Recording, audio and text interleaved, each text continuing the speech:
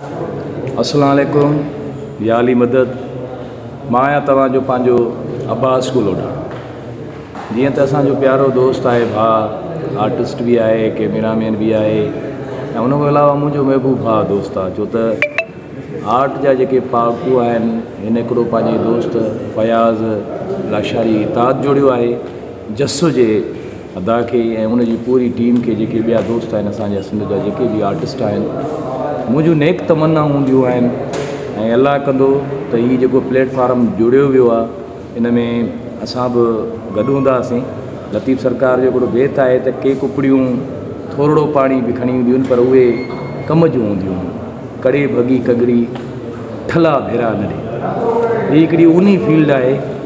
ऐं शिकारपुर वासियुनि जे लाइ, पूरी सिंध वासियुनि जे लाइ हिकिड़ो तमामु वॾो कमु करे रहियो आहे फयाज़ लाशारी, बा ज़फ़र खोखर या उन सां गॾु मुमताज़ ख़ासकेली वारा जेके भी दोस्त आहिनि, उन्हनि जी जुस्तजू खे सलाम हुजे। असां हर वक़्तु पंहिंजी ज़ात खां या मुंहिंजे जेको आहे सो कॾहिं बि जेको आहे सो पंहिंजे इताद खे ज़रूरत पवंदी त मां हर वक़्तु तव्हां सां गॾु हूंदुसि।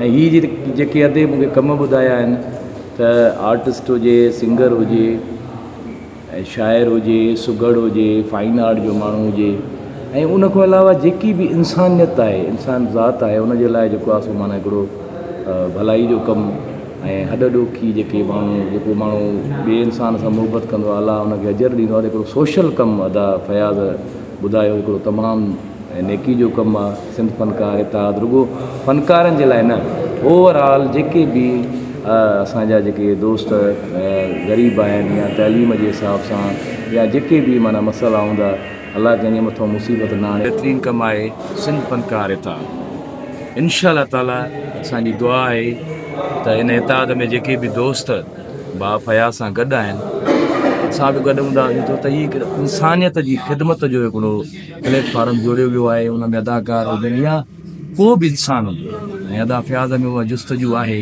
उहा लगन आहे, ऐं जेको इंसान जी ख़िदमत करे थो, अल्लाह उन सां राज़ी आहे, पंजनि ॿारनि जो हिसो उन सां राज़ी आहे। त हीअ हिकिड़ो बहितरीनु इताद आहे। मां बि थोरो घणो थिया पर दिलो जान सां हिन पंहिंजे